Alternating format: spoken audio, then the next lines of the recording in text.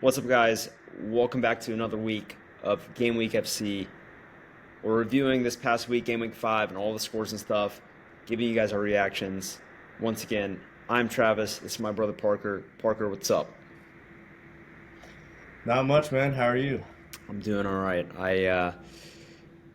Excited for another week of Prim. Got kind of cooked by this previous week. There were a lot of surprises and stuff, so I'm ready to get back to the grind. Yep, agreed.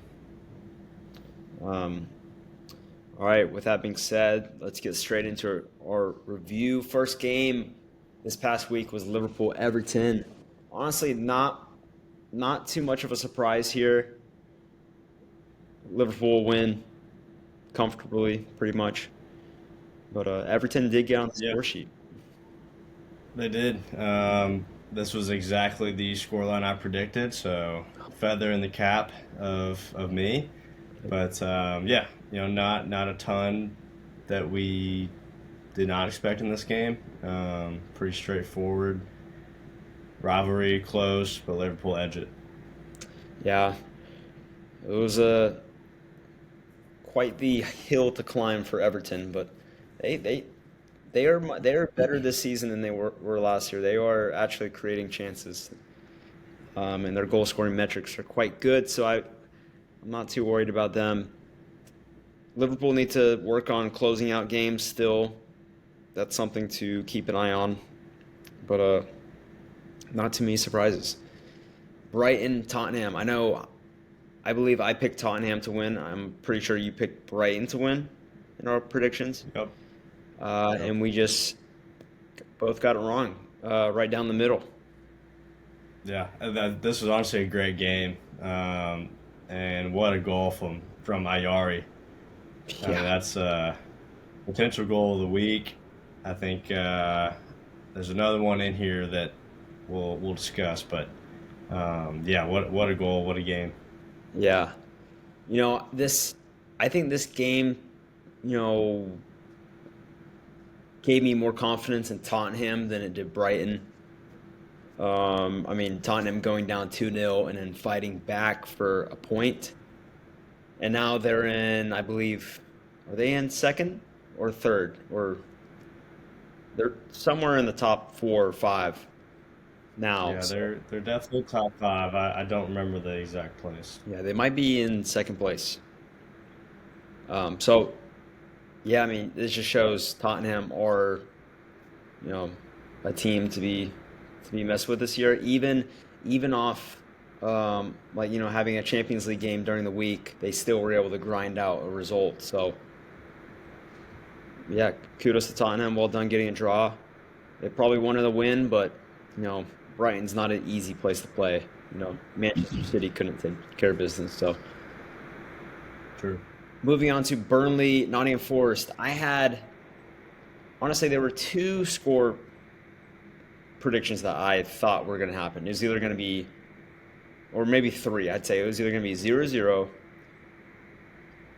1-0 Burnley, or 1-1. And 1-1 happened. So, um, So, any other result other than a Forest win? yeah, pretty much. I, I, I felt very confident about Burnley getting a result here. Forest did score first. I didn't watch the game, so I can't give an in-depth analysis on it. But I think Forest just, they're still trying to figure out themselves under Ainge's recent appointment, and they got a bunch of new players. So it's just going to take time for them to. I think they will, start consistently putting results together. But I couldn't trust them against Burnley. Yeah, same. I really thought that Burnley would get a result at home. Obviously, in our predictions and our best bets, I picked Burnley to win. Um, so it stinks on that front, but overall, I think both teams were probably happy with the point here. Yeah. Not too much of a surprise. Moving on to West Ham, Crystal Palace. I mean, West Ham's home record is abysmal right now. And then It is abysmal. Crystal Palace have yet to lose in the Premier League this season. So just two teams in the Yep. opposite direction. Yep. Eagles remain unbeaten. Mateta and the Palace look good. Yeah, we both kind of predicted a 1-1 draw here. I think this was one of the few games this season that we've agreed on. Um, but Palace Palace proved that they, are a pretty staunch team defensively, and they're gonna keep picking up points, and we may as well hop on the train. Yeah, they play Liverpool next, so I don't know how much longer those points are gonna that undefeated streak's gonna happen. But tells me more that West Ham is still just not in good shape, and wouldn't be surprised if Graham Potter gets fired this week, if not next. Um, I think I predicted that. he may have. Okay, moving on to Leeds United, Wolverhampton Wanderers. You and I were on opposite sectors. You were with Wolves. I was with Leeds. I thought it was going to be like a 3-2 game. There were definitely goals, so I was happy about that. But I mean, Wolves just can't catch a break. No, they can't. This one was frustrating because I felt like Wolves dominated the second half. They had some good chances, but really, once you score first, you sort of expect a more of a resilient response from the team, and they just absolutely capitulated at that first half. So disappointed in Wolves on that front. I think that this was probably a game on the schedule they had circled to potentially pick up points in. So, the future for Wolves is looking pretty grim. Yeah, I wouldn't be surprised if their manager is in trouble as well. So, but kudos to Leeds. What a free kick that was by I think Anton Stach. I think that says. Yeah, Antoine Stack. Yeah, That was the other goal I was referring to. I think Stack's free kick was probably the goal of the week, if I'm being I honest. agree. I agree. Class. I'm Yeah. so mad. I was this close to picking him up in my fantasy draft team. I was Mm. so close. I was gonna. This would have been crazy, but I was gonna drop Madueke for Arsenal for Anton Stach pretty much just for this weekend because I felt like he was gonna get something from out of Wolves. And of course, I didn't do it, and he turned out to be pretty sure the highest point player of the week. So That's tough. crazy. Um, all right, moving on to the big game, second biggest. Big game on Saturday. Yeah, big game on Saturday. United, Chelsea. Um, Torrential downpour. I think that the conditions made it to where Manchester United could get a result, personally. The early red card to Sanchez really hurt Chelsea. They had to make several substitutions right after that, and it just completely changed the game. But speaking of managers being under fire, this was a win that Amorim desperately needed. So, yeah. is this finally the game that sort of kickstarts United's season? I don't know. I mean, this game had it all. We were once again we were on different sides of this game. I think I predicted a draw, but in our best bets, I predicted Man United to win or tie. I think you had Chelsea or tie. Um, I did. I mean, yeah, if there was not a red card early on, and you know the weather was no factor, even with the weather, if Chelsea hadn't gone down the 10 men that early, I think they would have won this game I just think they have the better squad and coach. I think they have both of those. I mean, they almost came back and drew despite all the issues. I believe they had a goal that was offside to tie it up. I'm pretty sure. So I mean, I wouldn't. I mean, yes, Manchester United's underlying goal scoring metrics like XG and stuff is quite high. So I do expect them to. I expect them to score more goals and to start, looking a little bit better offensively. But I mean, I still they're still not a better team than Chelsea in my opinion. I wouldn't get too Agreed. hyped up about this win, but it did look like they wanted it more. So I'll give it to that. I'll give them that, and Amarim continues to live another day. Um, He lives for now. yeah, let's move on to Fulham Brentford. This is the game of the week that I just had no idea what was going to happen. Um, I genuinely had no idea. I don't remember what I predicted in our video. Um, what did? So this was the game I had circled that I took the double bet in, if you remember. Yes, I remember. And you got them both right. So I did. So both teams to score in Fulham. So yeah, was very pleased with obviously the outcome of the game, but from a sporting perspective, I thought Fulham looked good, and they have continued to look good.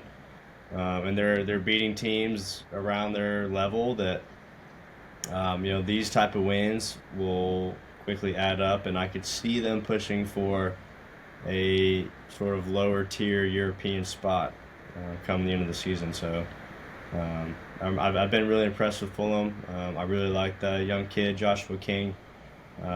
Bright things ahead for him and Fulham. Yeah. Fulham and Everton are two teams that are playing very well this season, and they are in the top half currently, and they could be fighting for one of those, like you said, um, outlier European spots. Um, but yeah, I had no clue what was going to happen. I guess I leaned towards a Fulham win, but I really don't know how good Brentford are just yet. Um, so it's yeah. I guess I'm not too surprised Fulham won. But moving on to Bournemouth Newcastle, I uh, I definitely thought Bournemouth was gonna win the game. I felt like that was going to happen, but it just turned out to be kind of a dual defensive battle. Um, yeah, what do you think? Yeah, I think that we both thought both teams would score here. I feel like I remember that conversation happening. Um, I did not watch this game, so I don't have a ton of analysis on it, but based on the highlights, it kind of seemed like this was a fair result. Yeah, well, I didn't really think I know Newcastle have one of the best defensive metrics in the league right now. I think they're only behind Arsenal at the moment. So I didn't really think there were going to be a lot of goals in this game, but I felt like Bournemouth were going to be able to nick it, like 1-0 or something like that. Um, I watched a little bit of the game, and it was just like Bournemouth had a goal ruled offside, um, and it was very close. So and then they just kept making little smaller mistakes. Newcastle set up in like a 5-3-2, and they were just looking to counter, and they had some dangerous counterattacks, but they were really kind of just playing for the draw. I felt like Bournemouth had most of the possession, but they just kept stuttering whenever they got close to the penalty box, and Newcastle were stubborn enough to defend. So Yeah, I kind of feel like this is how Newcastle is going to approach Premier League games after Champions League weeks, just because they don't have a ton of depth, Yeah. and they're going to have to sort of soak up some pressure and pick up goals on the counter on set pieces. So Yeah. maybe this will be something we keep an eye on and sort of bookmark for next Champions League week. Yeah. And their attack is not what it was last year. They're still trying to figure out the, without Isak, how to score goals, and so, but their defense is helping them out, and it's helping carry some of the load. So they're still a good team, and they will still get results despite um, you know attacking play teetering out. Um, Moving on to Sunderland, Aston Villa. I am shocked at how abysmal Aston Villa are, but I'm not surprised that Sunderland got a result. What do you think? I was just happy that Villa scored a goal finally, and Yeah, it came from an unlikely source in Matty Cash, and what a way to open the Premier League account for Villa and Cash. Um, but yeah, I think Villa are probably just happy to get a result at this point. Um, Obviously, playing against 10 men Sunderland, you probably would have wanted a little bit more, yeah, but beggars can't be choosers, and right now Villa are beggars. yeah. I agree. They needed that goal. Hopefully, that gives them some confidence to score some more. But Sunderland, kudos to them. They're a very resilient team. And I'm pretty sure they're still in like the top 8 right now. So they might be still in 6th place, I think, unless someone jump. I mean, yeah, they definitely are. They look like the best newly promoted side so far. And honestly, a player to watch for me is Wilson Isidore. He's scored in a couple games now. I've been really impressed with him. He seems to pop up whenever the Black Cats need a goal, so Yeah, keep an eye on him. yeah. They're a solid team. Don't underestimate them. Uh, Now we end the video with the biggest game of the week. Arsenal, Man City. Pretty interesting matchup. I was fascinated by the way that Manchester City approached the game. They had the least amount of. I'm pretty sure they had the least amount of possession ever in any of games coached by Pep Guardiola. I'm pretty sure they had less than 33%. I'm pretty sure. Um, but they still were able to get a result. So, Yeah, and they very nearly saw it through for all 3 points. But what an ingenious little chip from Martinelli at the yeah, end. I mean, to have the composure to even try that in the 93rd minute against Manchester City, bearing down on goal, Gigi Donnaruma's rushing out at you, yeah, and to just lift it like that, class. yeah. That's pretty sure that's back-to-back games that he's come off the bench and scored for Arsenal. Um, It is. It is. Yep. but yeah, I was watching the game and I kind of expected it. I was kind of waiting. I was like, okay, yeah, Man City's up 1-0. I'm just kind of waiting. Arsenal's gonna score. Um, and they just kind of left it late. Um, but I'd say Manchester City look like they're improved with Donnarumma in goal. Yep.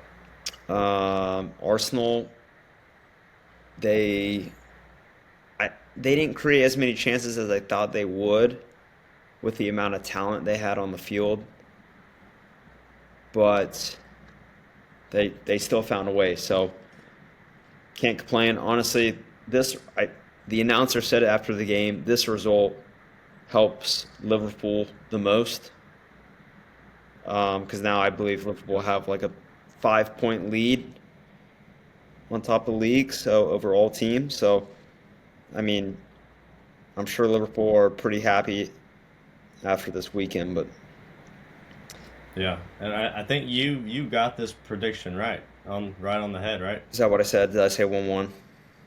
I want to say you did. I know I went for Arsenal. I think I said 2-0. Yeah, I think That was probably a little ambitious, but they could have. They really could have at the end.